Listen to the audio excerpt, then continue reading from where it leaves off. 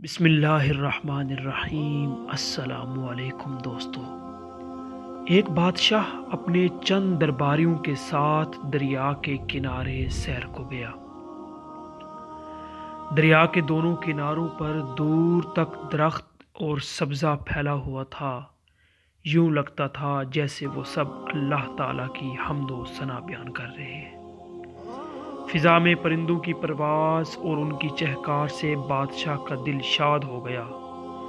کچھ دیر وہاں چہل قدمی کرنے کے بعد بادشاہ نے کشتی میں بیٹھ کر دریا کی سیر کی خواہش ظاہر کی۔ فوراً ایک بڑی کشتی حاضر کر دی گئی۔ بادشاہ اور درباریوں کے ساتھ چند غلام بھی کشتی میں سوار ہو گئے، اور ان میں ایک ایسا غلام بھی تھا جو کبھی کشتی میں نہ بیٹھا تھا۔ دریا کی روانی اور بہتے پانی کے شور میں لہروں پر کشتی کے ڈولنے سے وہ خوف زدہ ہو گیا۔ اسے ڈر ہوا کہ کشتی ڈوب جائے گی اور وہ تیرنا بھی نہیں جانتا، تب اس کا کیا حال ہوگا۔ جیسے ہی سفر شروع ہوا، خوف کے مارے وہ غلام رونے لگا۔ بادشاہ کو اس کا اس طرح رونا اور خوف زدہ ہونا بہت ناگوار گزرا۔ پہلے تو سب نے اسے سمجھایا، لیکن اس کا رونا دھونا بند نہ ہوا۔ تب ڈانٹ ڈپٹ سے کام لیا، اس پر بھی غلام چپ ہو کر نہ رہا۔ کشتی میں ایک جہاں دیدہ اور ایک دنا شخص بھی سوار تھا۔ اس نے غلام کی یہ حالت دیکھی تو بادشاہ سے کہا کہ حضور اجازت دیں تو یہ خادم اس غلام کا ڈر دور کر دے۔ بادشاہ نے اجازت دی تو اس دنا شخص نے غلاموں کو حکم دیا کہ اسے اٹھا کر دریا میں پھینک دو۔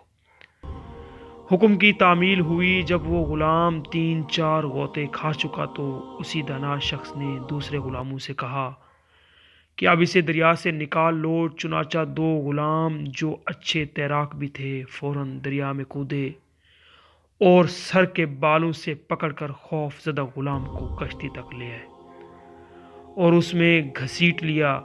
سب نے دیکھا کہ وہ غلام جو ذرا پہلے ڈوب جانے کے خوف سے بری طرح رو رہا تھا، اب بالکل خاموش اور پرسکون ہو کر ایک طرف بیٹھ گیا۔ بادشاہ نے حیران ہو کر سوال کیا کہ آخر اس بات میں کیا حکمت، کیا بھلائی تھی کہ تم نے ایک ڈرے ہوئے شخص کو دریا میں پھینکوا دیا، اور مزید حیرت کی بات یہ ہے کہ یہ اب خاموش بھی ہو گیا۔ دنا شخص نے جواب دیا، حضور والا، اصل بات یہ تھی کہ اس نے کبھی دریا میں غوطے کھانے کی تکلیف نہ اٹھائی، اس طرح اس کے دل میں اس آرام کی کوئی قدر نہ تھی جو اسے کشتی کے اندر حاصل تھا۔ اب ان دونوں کی حقیقت اس پر روشن ہو گئی، اور یہی وجہ ہے کہ وہ خاموش ہو گیا ہے۔ جس نے دیکھی نہ ہو کوئی تکلیف، قدر آرام کی حالت وہ کیا جانے۔ نعمتوں سے بھرا ہوا جس کا پیٹ، جو کی روٹی کو کب غذا مانے۔ اللہ حافظ۔